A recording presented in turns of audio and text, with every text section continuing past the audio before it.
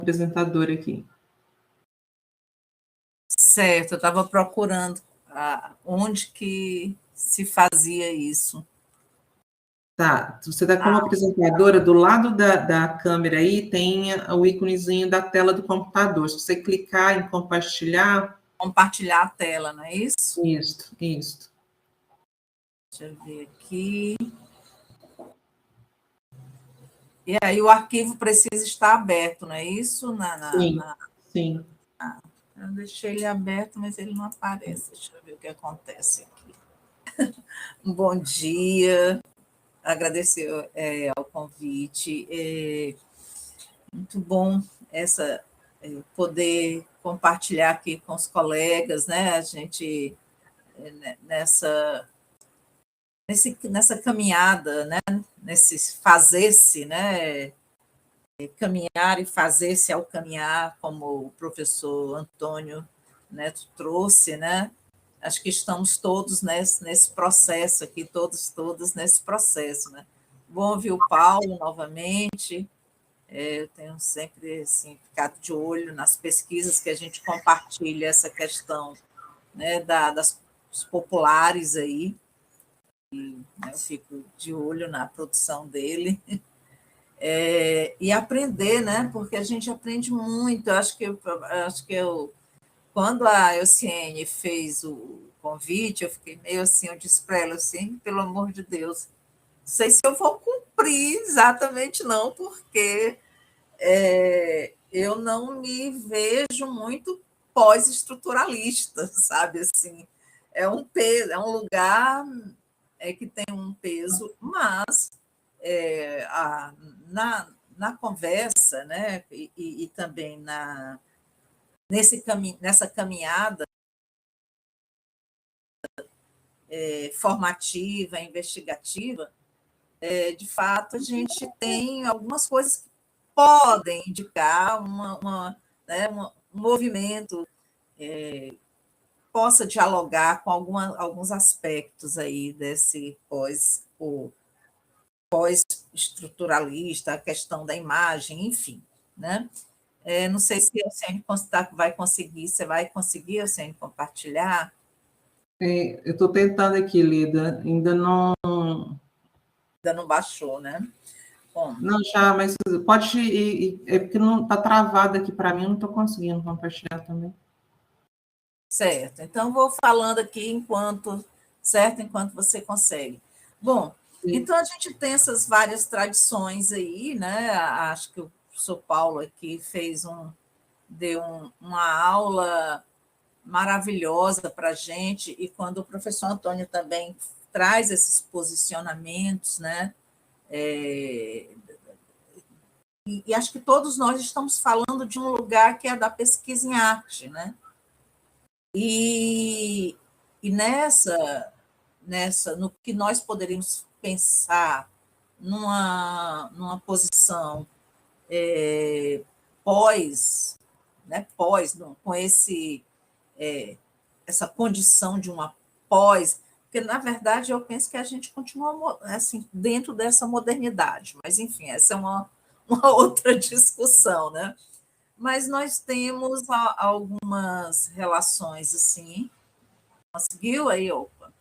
Deu? Pronto, ótimo. Já pode ir até, isso aí foi só para agradecer, pode já ir para o segundo slide, tá? Pronto, então eu peguei esse quadro, né, das pesquisas chamadas aí de pós-estruturalistas, né? E aí onde vai mais ou menos assim o meu pedido de uma certa complacência com o que eu vou apresentar. Porque, na verdade, por que eu não me vejo exatamente como estruturalista, né? Porque, assim, claro, né, a gente lê, apesar de trabalhar com algumas coisas do Foucault, mas eu não sou Foucaultiana, não sou deleuziana, não é o fato de ter lido um pouco do Deleuze que me faz deleuziana, mas esse lugar tanto, né, de pensar as questões da pesquisa baseada na arte, né, e as pesquisas, né, onde a imagem tem uma preponderância, né, como é o caso do programa que eu atuo, né, eles estão dentro, a gente pode situar, então, dentro dessa, de uma virada, né, uma virada que nos traz, nos alinha, talvez, nos coloca, né, dentro de uma perspectiva aí, pós-estruturalista, embora eu não me considere exatamente pós-estruturalista. Bom, nessa questão aqui, eu acho que é importante, eu estou lendo aqui essa coluna aqui, que me diz respeito, né?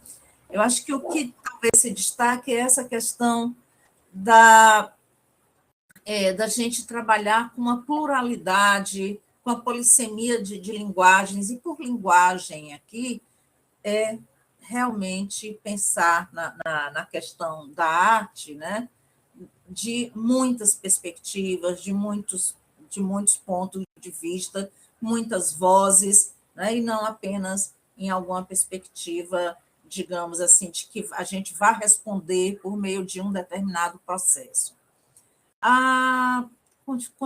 Continuamos a nos ver como etnógrafos, né? A etnografia, ela tem, né, esse peso, né? Quando o professor Antônio fala da caminhada, né? Mas essa etnografia, ela vai, né, para alguns lugares, como se fala um pouco do bricolé, enfim, do coletador, até mesmo de processos de escavação, imagens, né, que a gente recupera para uma outra possibilidade, de se anotar de outras maneiras, né, desse lugar eu vou falar um pouquinho mais disso, né? E também nessa caminhada, né, investigativa, quando muitas vezes a gente não parte de uma hipótese, né, de uma única pergunta, e também, e apesar e não só a gente não parte de uma hipótese onde você tem aquela relação tese e a antítese, essa questão, as questões que vão animar a pesquisa, elas podem, inclusive, passar por esse lugar da desestabilização e da desconstrução, né? Enfim, e aí as abordagens, né, mais do que metodologias, né, elas vão também buscar práticas analíticas, né, criativas, onde o processo de criação de cada pessoa é fundamental, né? Aí a gente vem muito, né, aqui no nosso programa, a gente passa por uma autoetnografia, a escrita, né, vai se modificar também, assim, outros formatos de escrita, também essa relação de intertextual, assim, então entra, adorei essa imagem aí da harpa, né, essa história da harpa, que vai chegar, né, numa relação com o ensino das artes visuais. Então, essa ideia da poesia, da música de outra escrita, da ficção, né, das colagens, da montagem, a ideia de montagem, né? Então, outras relações e possibilidades de abordagem metodológica vão surgir também. Bom, pode passar. Vamos lá. Assim, isso foi só para tentar, né, começar a pedir desculpas. Assim, olha, apesar, né, a gente sabe disso daí. Inclusive, gente, quando eu terminei meu doutorado, em 2005, e em seguida já entrei no programa, né, para ser professora do programa, eu ficava apavorada. Gente, eu não vou saber orientar. Eu acho que eu senti assim, um medo, e ainda continuo sentindo, dessa eu não vou ter competência para orientar, para ser. exatamente uma das coisas assim, sabe? Para ser firme, para dizer, dar um caminho seguro, para dizer é isso, é aquilo, é tal método ou tal metodologia. E uma das coisas que eu acho que a gente aprende muito é exatamente nos entendermos como essa rede, né? Essa grande rede, que a gente vai aprendendo uns com os outros, né? Seja nas bancas, seja nos eventos, seja nas conversas no cafezinho, onde a gente vai aprendendo com a experiência das outras pessoas, né? E a gente vai fazendo essa construção. Bom, mas eu queria começar aqui com a Ana May, que ela chama atenção, e aí eu acho que isso diz a respeito tanto ao Antônio, ao Paulo, a mim mesma e a Elciene, que assim, a gente tem falado, né, de metodologias ou abordagens metodológicas, que é o que eu tento trazer aqui, artísticas, né, como se fosse, isso é uma coisa que me inquieta, como se fosse uma novidade, né? Como se fosse uma coisa nova, recente, né? E não é, né? Assim, acho que a Ana May marca essa relação da institucionalização no Brasil da pesquisa dentro da área, dentro do CNPq, da arte, aí cita o Zamboni, mas isso, né? Ela já tem um tempo, né, que essa área é reconhecida, né? Isso no início de 1980. E até hoje, a gente continua levantando questões, ou falando na novidade, né? Ou falando clamando, todos nós, por esse lugar de pesquisa, né? A gente ainda está ali, sabe, dizendo assim, eu lembro da professora Vera, que era coordenadora de área na CAPES, e ela dizia assim, é impressionante porque a área de artes ainda não constrói manchas, né, em termos de volume, para marcar a posição. E talvez por isso, né, nós ainda somos muito poucos, né, poucas, em termos de programas de pós, apesar do campo ter se expandido, mas nós ainda somos poucas, especialmente região norte e nordeste, né? Centro-oeste um pouquinho mais, mas centro-oeste, norte e nordeste, nós sabemos que nós ainda somos poucos e poucas, né? Os nossos programas. Então, eu acho que a gente está o tempo todo ainda tentando referendar, né? E acho que é esse um movimento que a gente tem feito. Pode passar, por favor. Bom, daí eu trouxe, né? Eu pesquiso, vou atrás de muito o que está sendo produzido, o que está sendo veiculado, que não só os autores mais que a gente trabalha assim como os grandes referenciais, mas eu fico pensando quem é que está com essas mesmas inquietações. E o Fábio Gatti, né? Acho que ele fez o doutorado dele na UFBA, se eu não me engano, né? Ele diz assim: algumas indagações pairam sobre meu pensamento, como artista e professor, quando articulo sobre a formação da obra de arte como pesquisa. Qual a importância de uma disciplina de metodologia durante a pesquisa sobre o processo de criação de um trabalho em artes visuais, né? Porque em artes, na grande maioria dos casos, empregamos termos, conceitos, ferramentas e instrumentos de outras áreas, visto que o próprio fazer artístico oferece uma grande gama desses mesmos elementos. E essas inquietações que o Fábio traz são inquietações que também têm nos acompanhado e dá para detectar aqui também nas falas do Paulo e do Antônio, pelo que eu conheço a Elciene também, né? Já. Então, assim, a gente, e não só a gente toma emprestado, né, os termos de outras áreas, né, desconsiderando muito um repertório que existe da pesquisa, né, dentro dos processos de criação, como a gente tem a própria antropologia, dentre outros campos, da comunicação, enfim, da área de saúde, que esses usam ferramentas da arte, né? Usam, e nós ainda pedimos desculpas, ou temos que nos justificar, né? O caso mais, assim, para mim, mais clássico é a questão do portfólio.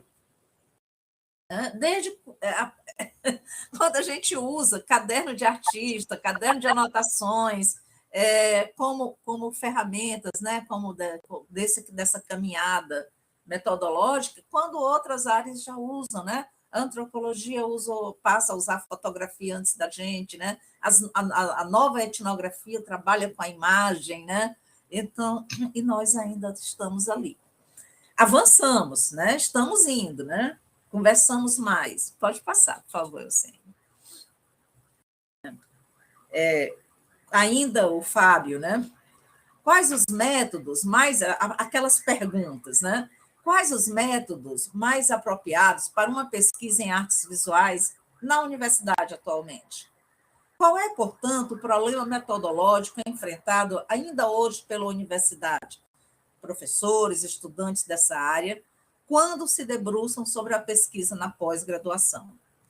Contudo, talvez uma última dúvida sintetize todas estas, que eu acho que essa é uma angústia comum. Como organizar o conhecimento sensível sem perder a poesia? Ou, como o nosso chavão, né? Guevariano, né? Ai, que endurecesse sem perder a ternura. Né?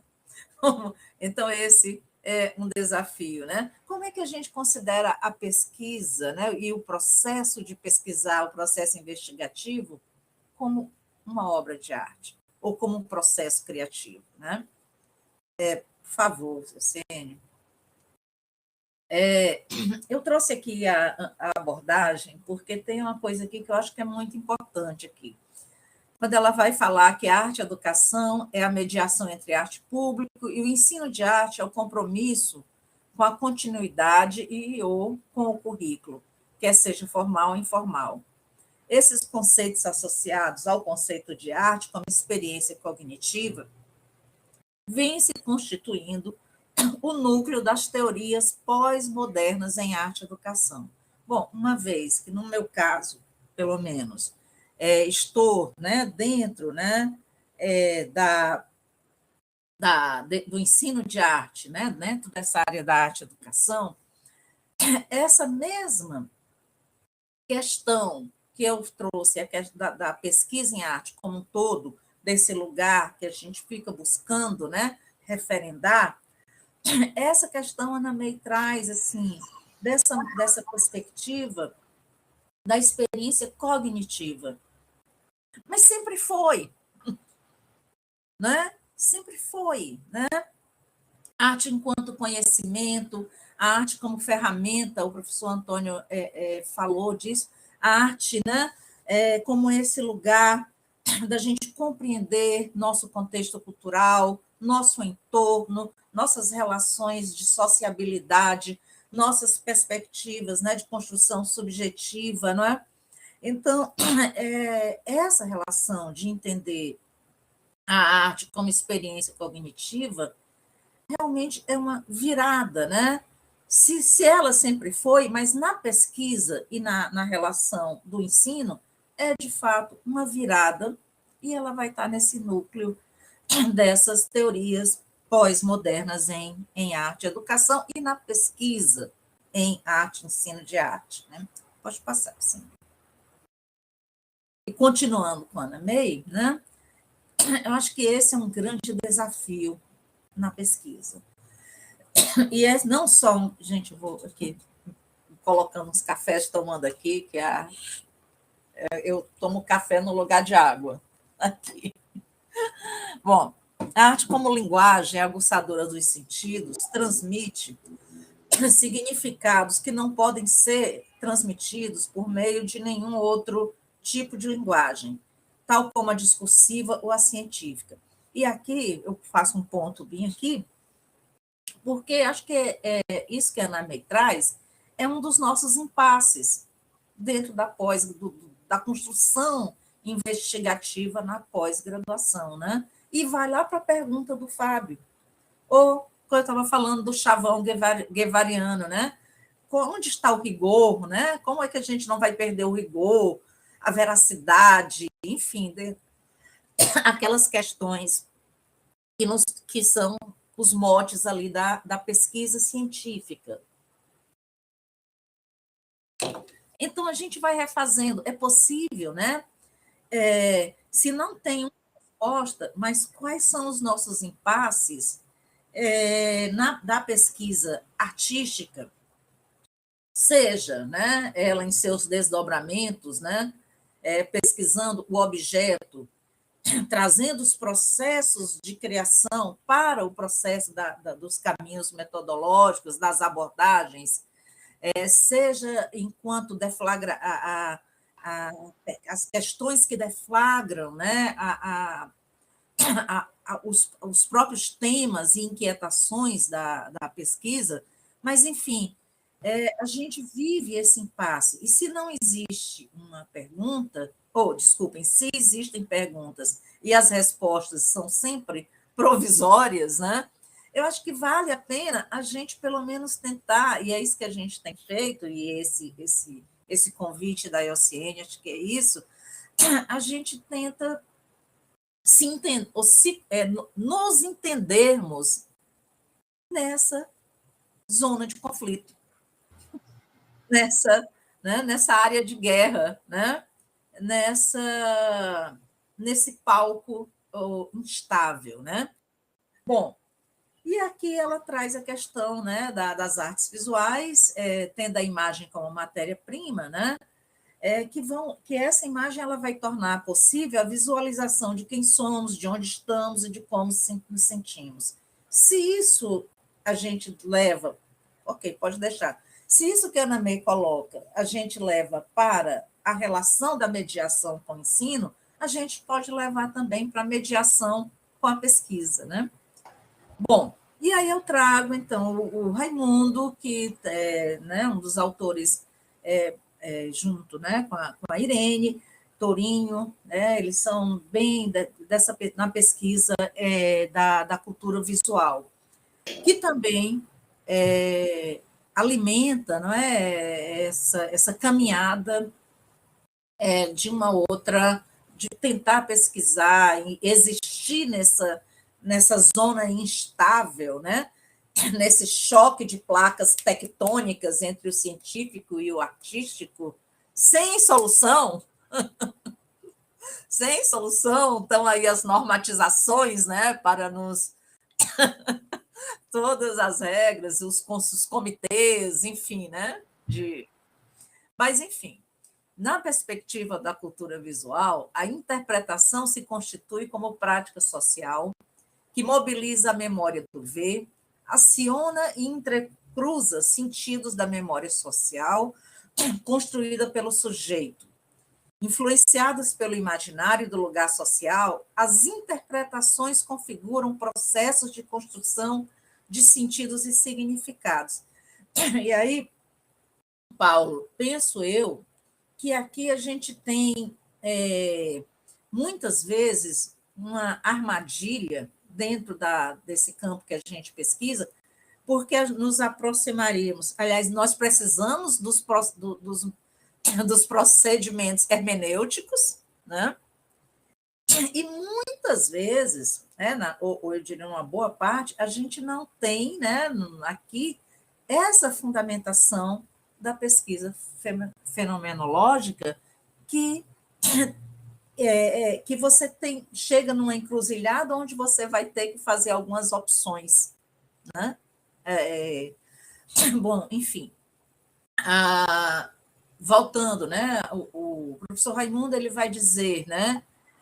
Vai chamar a atenção para essa concepção inclusiva, uma vez que a cultura visual se apropria do conceito de interpretação dialógica, instituindo gente, desculpem, esse tempinho aqui no Centro-Oeste, né? Instituindo e ambientando o princípio da heterogeneidade, núcleo central das reflexões pós-estruturalistas, né? Então, eu me reconheço nisso. embora eu não me reconheça pós-estruturalista, mas nessa heterogeneidade que ela também é um dos nossos calcanhares de Aquiles, né? Porque, claro, que a gente pode não saber responder ou a demandas que são de pesquisa mais, né, determinadas, né?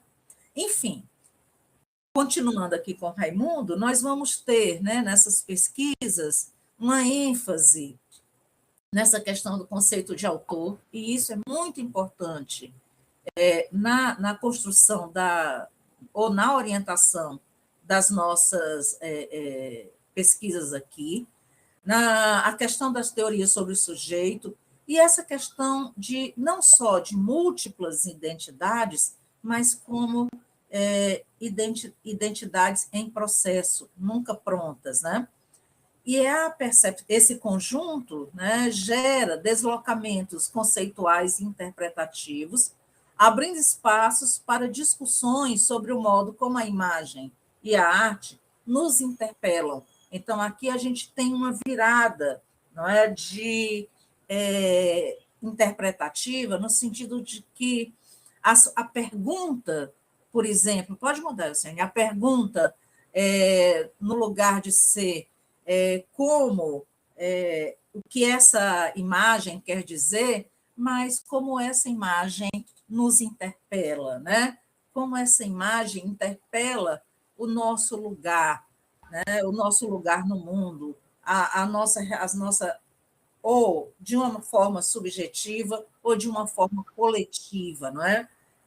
Como as imagens afetam a criação de possíveis mundos futuros, pensando que a pesquisa é sempre um mundo, é um devir, né?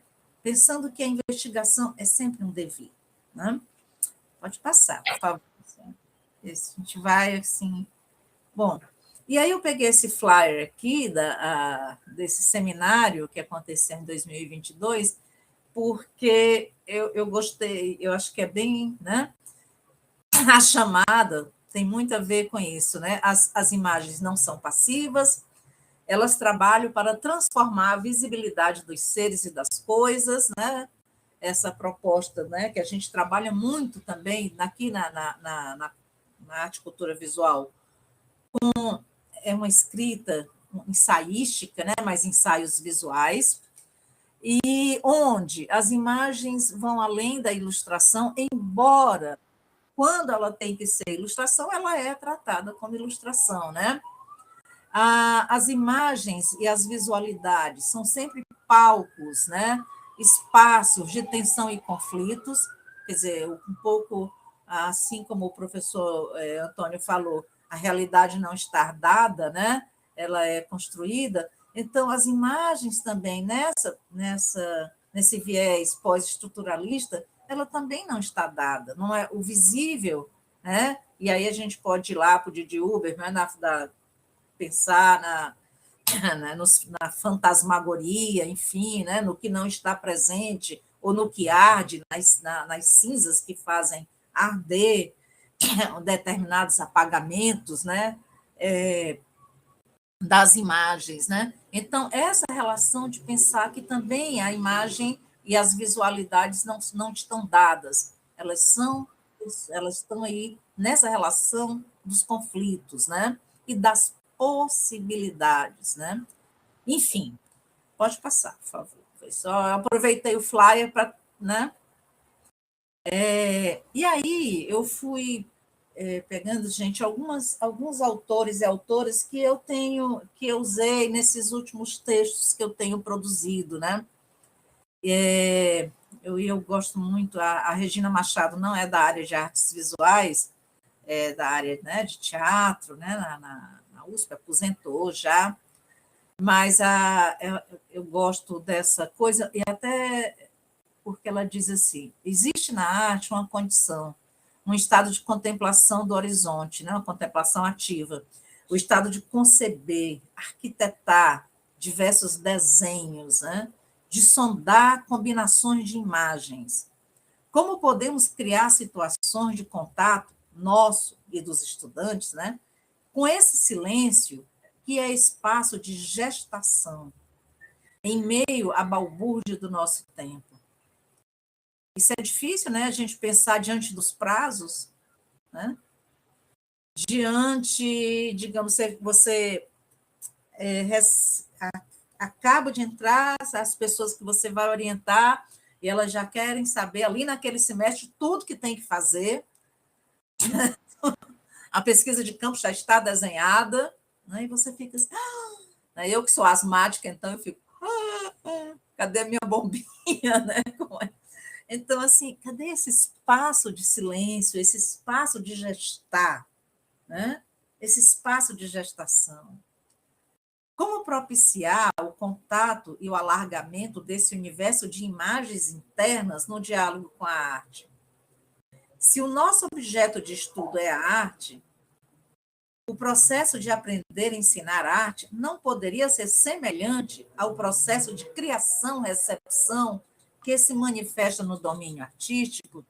E aqui eu vou me apropriar desse finalzinho da citação da Regina para dizer assim: se o nosso objeto de estudo é a arte, também aqui, né, bem de um campo expandido, né, o nosso processo de investigar, né, arte, ensino de arte, não poderia ser semelhante ao processo de criação, recepção, que se manifesta no domínio artístico, né? Então, pode passar. Assim, você vai regulando aí, por favor, também o tempo, tá? Bom, a Pauline e o Roberto são dois autores com os quais a gente tem tido muito contato, e eu gosto muito, especialmente, da escrita da Pauline, né, sobre investigação. Esse é um texto que o próprio título, para mim, já diz muito. Quando diz assim, a viagem errática da investigação. Então, é sempre uma viagem errática, né? E aí eu vou só um pouco destacar aqui, essa para não ficar lendo, né? Esse desafio da investigação artística de propiciar espaços de encontro, né? Nos quais é possível ressoar, eu acho que a tradução aqui do ressoar juntos, né?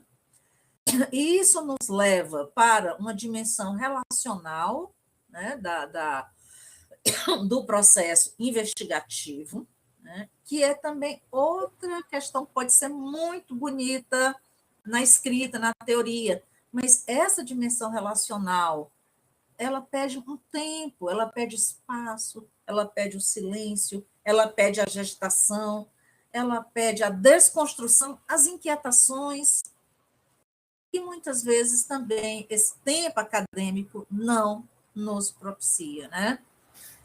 E pede também as investigações colaborativas, desse deslocamento do autor, desse deslocamento ou do autor, para não ficar do autor da autora, desse deslocamento da autoria, né? Da autoria na investigação, né? Pode passar, por favor. Né?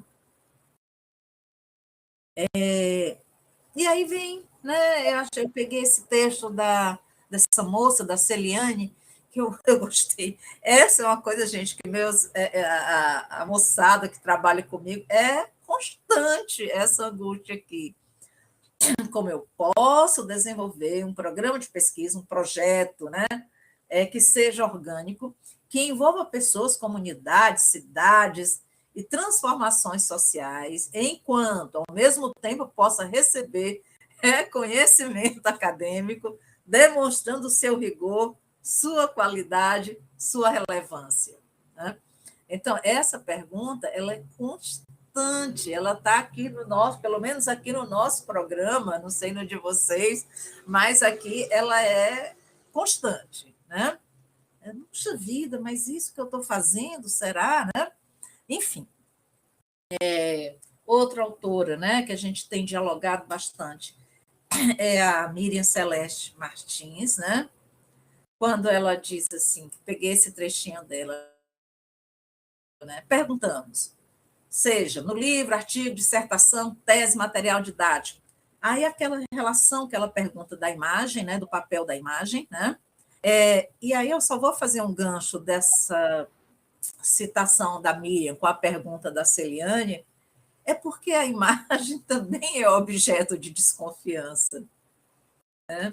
A imagem, como que deflagra a investigação e conduz caminhos outros, né? Também passa por essa questão aí, se ela atenderia ao rigor, né? Ao rigor de uma pesquisa científica. Né? Enfim, continuando aqui com a Miriam, né? A imagem apenas ilustra o texto tecido entre teoria e prática, ou a imagem dialoga com o texto como um outro texto tão poderoso como as palavras, tecendo teoria, prática e poética. Né? Em uma dissertação, tese, monografia, TCC, o texto barra uso poético da linguagem verbal, da imagem, a escolha e a intervenção do autor, também na diagramação, podem ampliar a criação da obra acadêmica? Eu acho essa pergunta da Miriam assim, fundamental, né, para a gente. Pode passar, por favor.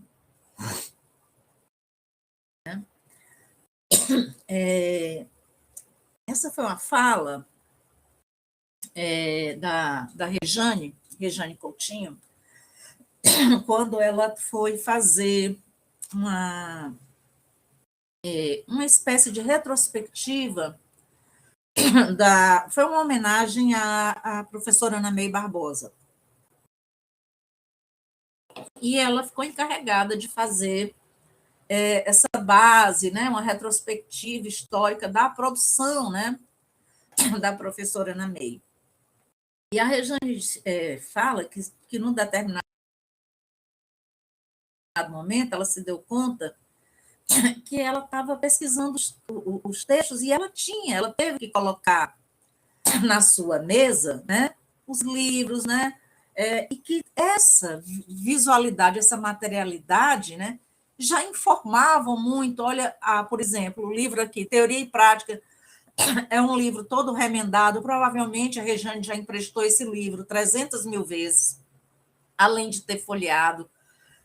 Então, esse conjunto que ela compõe aqui forma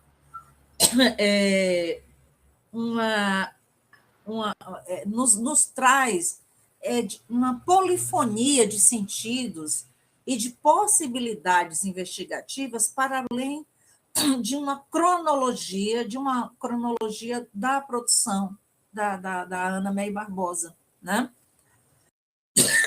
Pode passar, por favor, só para ir provocando também por imagens. Né?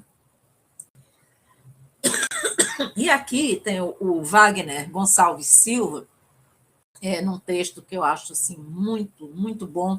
Esse é um texto que está nesse livro aqui do pós-modernismo, do Ginsburg e da Ana May Barbosa. Acho que esse livro é bem, bem conhecido, né? E ele é um texto que, inclusive, o próprio título, né, do texto é muito bom. Entre a poesia e o raio-x, uma introdução à tendência pós-moderna na antropologia. Então, eu pensei desse texto o que ele aponta para essa virada de uma etnografia tradicional para uma etnografia pós-moderna, porque eu me vejo aqui, né? E eu nos vejo aqui, né? Então, assim, nessa virada, o trabalho de campo, de troca de nós vamos ter, no lugar do pesquisador, né, anotador, parará, né, neutro, nós vamos ter o trabalho de campo como uma troca de experiência e de verificação dessa intercomunicabilidade entre os modelos culturais. Claro, isso aqui, gente, é um viés, ele é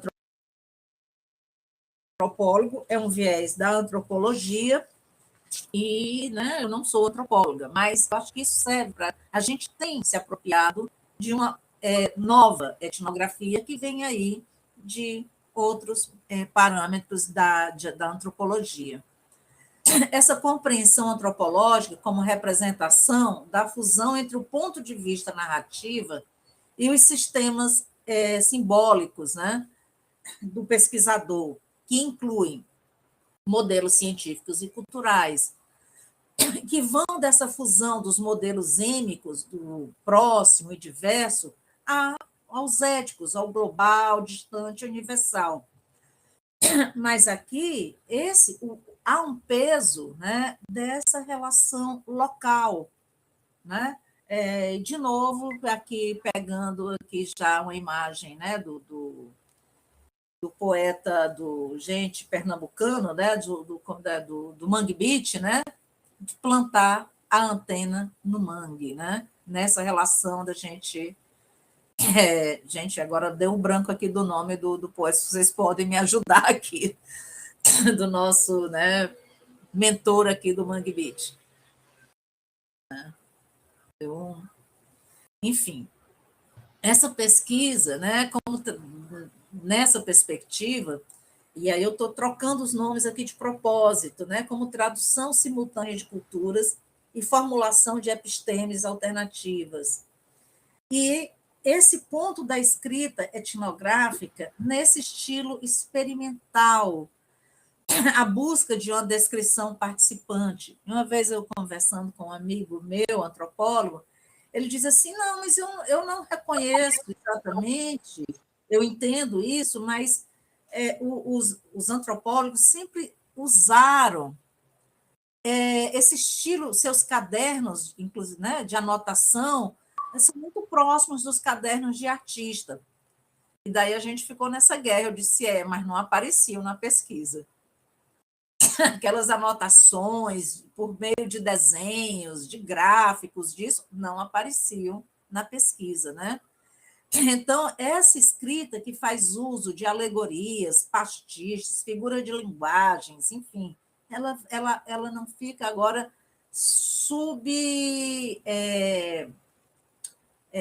subtendida, né? Ela ganha, né, proeminência. Enfim, né? Vou para o último ponto, de pensar a pesquisa como arte ou ficção.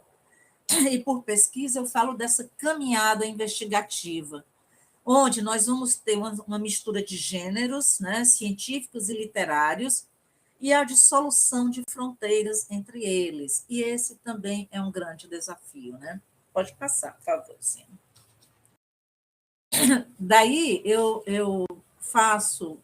trago uma reflexão minha num texto que eu me dediquei a pensar a minha relação como orientadora, partindo daquele medo, daquela angústia inicial que eu coloquei aqui na fala, né? Eu acho que não, gente, eu não sei orientar, realmente eu não tenho firmeza. É mais ou menos como eu lembrava assim que quando meus filhos eram pequenos eu colocava de castigo e depois eu dizia, menino, vai buscar ali, não sei o que, não sei aonde. Aí eles olhavam para mim, não posso, estou de castigo. Né? Assim, eu digo, gente, eu tinha esquecido que eu tinha colocado as crianças de castigo por isso, né? E assim, eu vejo assim que muitas vezes essa coisa me acompanha, eu digo, gente, eu não vou saber, né? Enfim. Mas essa reflexão diz assim, o trabalho de orientação não é uma tarefa clara, que segue um receituário prescritivo de faça isto ou aquilo, que vai dar certo, né? Eu acho sempre que vai dar certo, mas não por uma prescrição. Cada orientadora, tem uma maneira de trabalhar que se soma às particularidades de cada pessoa que a gente orienta. E nessa particularidade, nessas especificidades, se a pessoa vem do design, que é o caso aqui que a gente recebe pessoas assim de diversos backgrounds, né, de formação. Então, se a pessoa ela é um artista visual, e se ela é um designer, se ela vem da sociologia, se ela vem do teatro, se ela vem da música, né, a história da harpa, elas vão trazer especificidades que eu, enquanto orientadora, não posso anular, muito pelo contrário, nessas particularidades, eu acho que se apresentam caminhos investigativos, né? Bom, acredito que se estabelece uma parceria baseada numa relação de confiança, que, como toda relação, passa por várias fases, encantamentos, desapontamentos, corre riscos, e no caso das relações acadêmicas, espera-se que não seja eterna enquanto dure, né? Pois é na provisoriedade desse contrato que o resultado é muito mais do que um produto, seja dissertação, tese, TCC, etc., né? Então, essa provisoriedade do contrato, né? É um contrato de confiança, mas ele é provisório, né? E aí, nessas relações aqui, eu trouxe também a Apolline, quando ela vai dizer que cada caminho de pesquisa nos indica uma maneira ou um modo de descobrir. E é isso, mas isso vem dessas particularidades das pessoas que chegam, né, para serem provisoriamente, né, estarmos nessa situação de quem orienta e de quem é orientado, né? Porque investigar é, essencialmente, iniciar uma relação com o tema ou com as temáticas emergentes a partir da observação, da análise, da participação ou da colaboração. Diversas maneiras de abordar o estudo e situar-nos nele. É desse modo que as metodologias nos acompanham, nos abrem uma trilha de busca que empreendemos, facilitando os tipos de relações e as diversas realidades e impregnando nosso modo de descobrir. Eu lembro de uma orientanda que veio do teatro, e essa moça, ela é uma excelente performer, ela é uma atriz fabulosa, e nós estávamos ali naquela, ela queria investigar umas, não são exatamente contos, mas assim, umas questões em torno de uma figura lendária, entre aspas, né, da região aqui do Goiás, do Jaraguá, que é a Teresa Bicuda, né? E esses causos que se contam em torno da Teresa Bicuda. E daí ela ficava também pedindo, então, mas aí o que eu vou fazer? Eu vou coletar, então, esses ditos, né, sobre a Teresa, as narrativas, depois eu faço isso. E daí a gente estava naquele processo de tentar ver como a Rosi iria tratar, iria trabalhar, né? E daí ela me convidou para assistir um monólogo que ela estava fazendo. Gente, quando eu fui ver o espetáculo da Rosi e a força, né, que ela tem enquanto atriz, eu disse, gente, está aí a resposta, não sou eu que vou dar, é a Rosi, né, que vem desse lugar narrativo, né, da criação de personagens, que vai trazer isso para a pesquisa, né? Vai trazer isso como ela vai encaminhar a investigação dela. E daí conversamos depois sobre isso, enfim, ela fez, está aí foi uma dissertação, né, em torno dessas figuras, né? Como ela traz essa força dela, não só um personagem do folclore goiano, etc. e tal, mas ela traz a força dela, Rosi, e a experiência dela como atriz para essa jornada investigativa. Pode passar, por favor. E pode passar, eu vou tentar chegar mais aqui nas coisas, pode passar, né? Eu acho que tem a Lúcia, pode voltar para o outro, tá? Esse. A Lúcia Pimentel, até, né, depois está citado, ela vai trabalhar essa diferença, que eu acho que, assim, que método, né, e eu acho que tanto Paulo, mesmo quando Paulo faz a decupação da questão dos caminhos, né, da pesquisa na fenomenologia, mas eu acho que temos aqui uma coisa que é mais do que um método, e também quando o professor Antônio traz, né, eu acho que a gente está navegando um pouco no que a Lúcia trabalha aqui é que, apesar de reconhecer a existência e a importância dos métodos, né, que eles estão ali nos seus campos epistemológicos, nas suas tradições que vão se consolidando, né, eu acho que nós trabalhamos nas questões mais no viés, né, e está aí talvez uma das questões dessa coluna aí, onde eu acho que estou ali no pós-positivista ou pós-estruturalista, é pensar na questão das abordagens metodológicas, na metodologia em construção, né? Sempre em construção, sem uma definição, né? Porque o método ele existe, mas a abordagem metodológica, né, ela nasce, né, eu chamo isso um pouco de caminho aracnídeo na pesquisa, porque a aranha, né, ela vai caminhando e vai à medida que ela caminha, né, vai tecendo aquele fio, que eu chamaria esse fio, né, investigativo, e aí eu volto aqui para o professor Antônio, ele nasce desse ventre, né, da organicidade do caminhar da aranha, né? Eu sei que é uma relação biológica, mas sai desse corpo, sai dessa caminhada, né? Desse tecer, né? Dessa tessitura aí da investigação. Então, acho que eu caminho junto com a Lúcia quando ela diz que entende-se por metodologia a construção por parte de quem pesquisa, de propostas, de hipóteses, questões, teorias e soluções a partir do conhecimento dos fundamentos ou premissas dos métodos, das propostas ou abordagens já conhecidas. Então, sim, é importante ter essa consciência, mas, ao mesmo tempo, não fazer disso um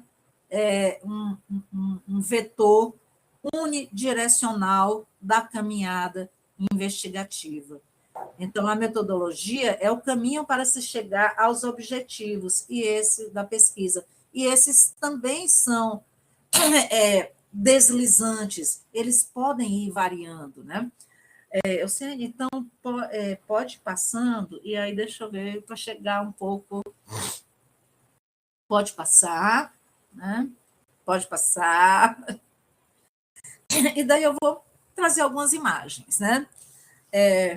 Por exemplo, essa imagem aqui é de um ex-orientando do Alexandre Guimarães, que não é meu parente, que ele investigou, né, a questão do ensino, da formação de professores para o ensino profissionalizante, e ele tinha pensado em começar com os lattes, né? Selecionar tantas pessoas que iriam colaborar com a pesquisa, que estariam dentro dos IFs, né?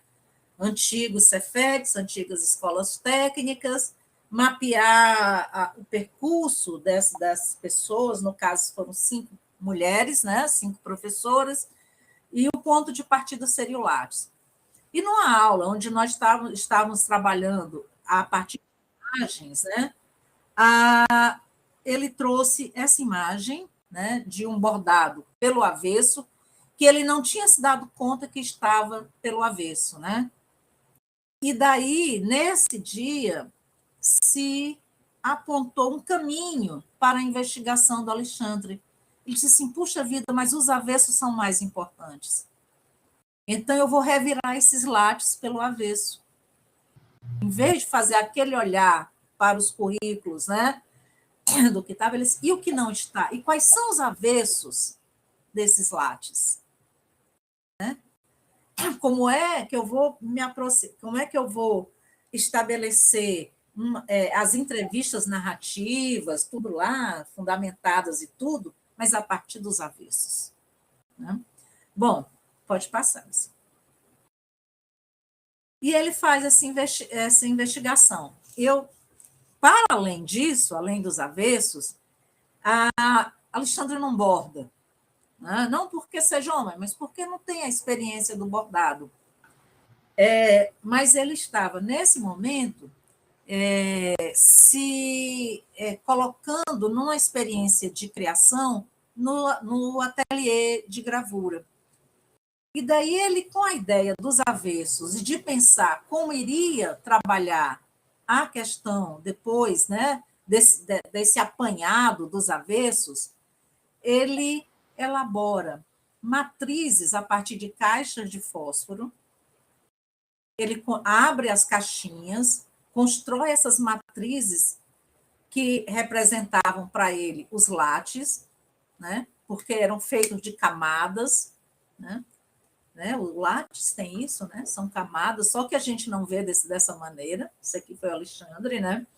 E aí ele faz essa pergunta: como uma investigação em ensino de arte me convida a experimentar a arte, né? Arte como essa produção artística se infiltra num problema de pesquisa. Então ele vai construir essas matrizes e vai tentar gravar nessas matrizes. E os processos que ele obtém da ação, né, de criar imagens nessas matrizes, né, feitas de caixa de fósforo, é que vão apontar as categorias, né, de análise das narrativas que as professoras trouxeram. Então, por exemplo, a lasca, falha,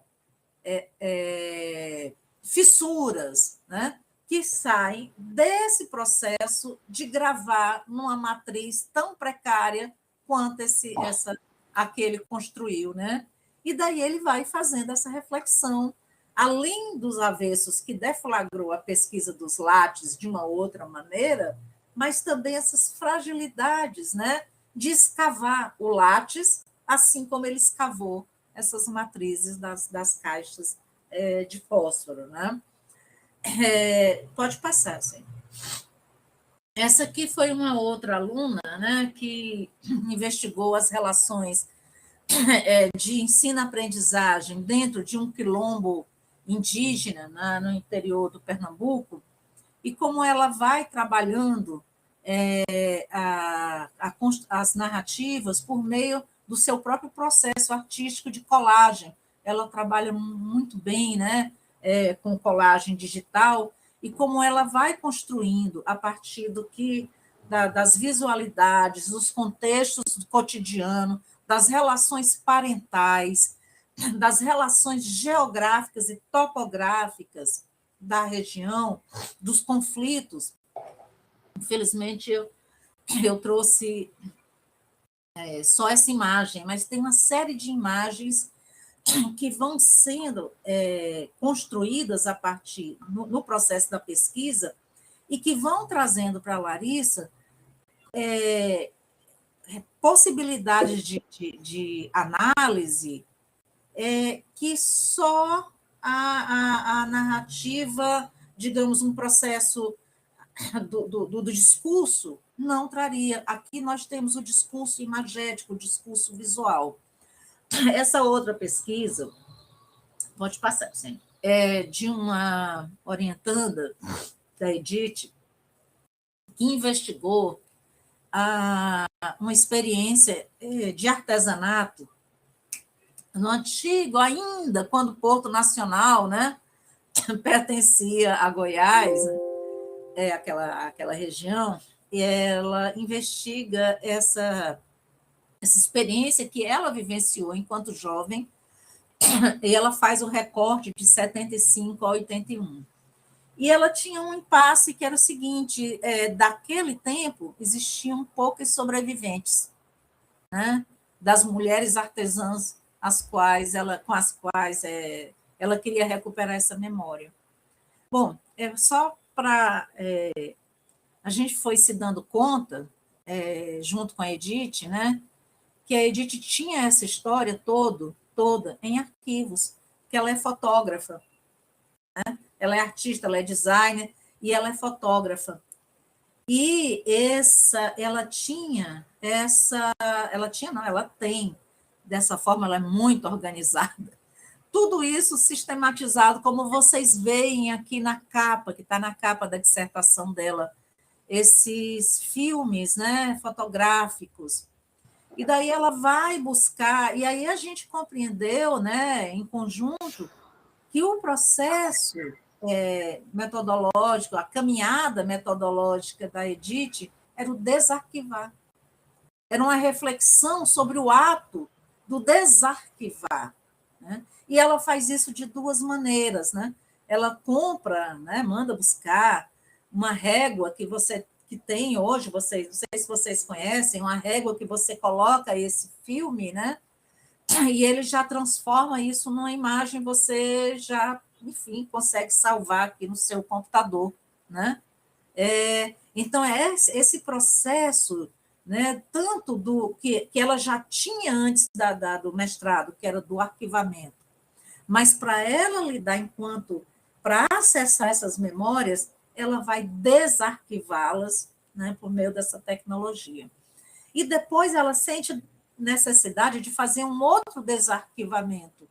Ela cria um Facebook com essas imagens, onde ela vai desarquivando e colocando no Face, e aí as pessoas começam também a desarquivar, a contribuir com a pesquisa da Edith, no sentido, olha, isso aqui é minha mãe, é minha tia, essa daqui, essa casa, era onde tinha isso, isso, isso. Então, esse processo da caminhada metodológica do desarquivamento, ela vai desde esse mundo, né? E ela passa pela tecnologia, tanto do arquivamento, quanto de uma relação que se torna obsoleta, e como você desarquiva essas memórias e depois desarquiva por meio das redes sociais, de uma rede social que é o Facebook. Bom, só passando assim. Pode passar, assim. Então, eu vou até passar para chegar, que eu acho que já está tomando muito tempo, senão a gente fica sem espaço. Pode passar. Deixa eu ver outra aqui. Essa aqui foi uma aluna, uma doutoranda, que trabalhou a partir dos cadernos de receita. Ela investigou práticas, né, práticas de cozinha, práticas, né, dessa questão, enquanto visualidade, dentro dessa questão da cultura visual, e ela parte, né, das relações de anotação, tanto a da mãe, né, quanto a dela.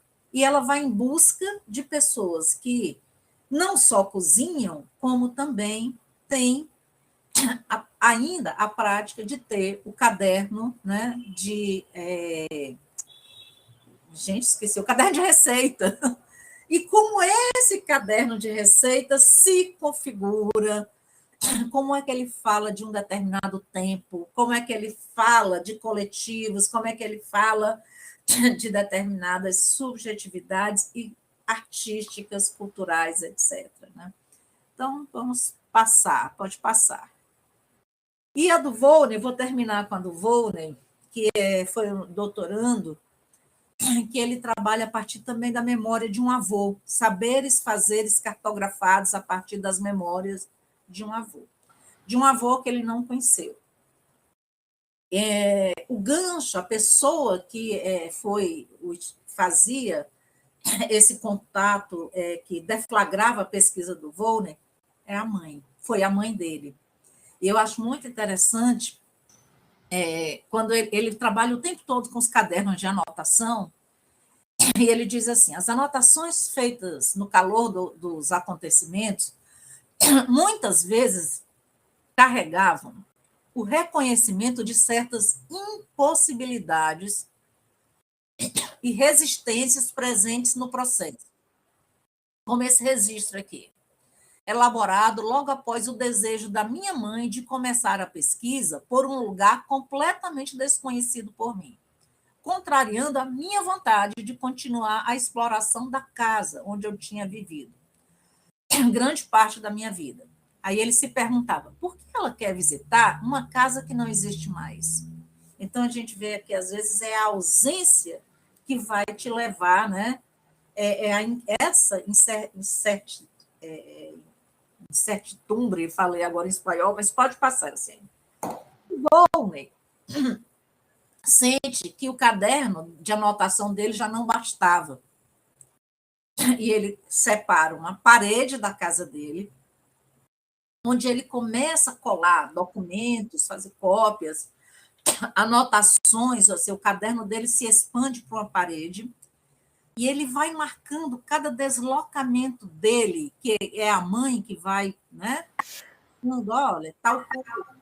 E essa foto foi tirada debaixo de um pé de tal coisa. E onde é? E aí ele ia lá nesse lugar, viajava, ele e a mãe. Então, essa caminhada vai sendo anotada, vai provocando deslocamentos, pode passar, e vai se tornando cada dia mais complexa, como vocês podem ver. Então, todo o processo, né? É o chapéu do avô, não exatamente, mas um que ele conseguiu resgatar com o barbeiro, que foi o barbeiro do avô dele, né? Que também usava um chapéu igual. Enfim, e esses saberes fazeres que são, né, o mote da investigação do Volney, eles vêm para eles vão sendo, eles vão surgindo, né, dessa caminhada, né, a deriva, né, dessas derivas, que não há deriva, dessas derivas, né, na pesquisa que vão acontecendo. E o Volney, claro, que teve que solucionar, né, e eu termino, então, assim, assim como Ivani Fazenda, eu acredito que, através das pesquisas, conseguimos revelar também o nosso lado artístico, poético. Ela usa revelar, mas eu acho que é mais do que revelar, eu acho que é exercer o lado sensível dos educadores, que, nesse exercício de investigar, tornam-se pesquisadores. E é o que eu disse há um pouco tempo atrás. Esse tornar-se, ele é sempre provisório. Ele é incompleto. Ele é o espaço das nossas fabricações e da nossa condição, que é o devir. E é isso, gente. Vamos. Muito obrigada pela escuta. Já falei demais. Tá bom, assim, pode tirar. Tinha outros exemplos aí, mas a gente para por aí. Obrigada, professora Leda. Na realidade, eu fiquei que você falou assim, pode controlar o tempo. Eu estou assim, com a apresentação e pensei, agora como que eu faço? Eu não estava vendo o tempo, né? E eu também esqueci de marcar, desculpa. Não, imagina. Nós estamos justificando também que eu não consegui fazer de cá, mas tranquilo. Obrigada, então, a todos que apresentaram agora. A gente, apesar do avançar da hora, acho que a gente podia abrir pelo menos um tempinho, e pelo menos para umas 2, 3 perguntas. Quem gostaria de iniciar?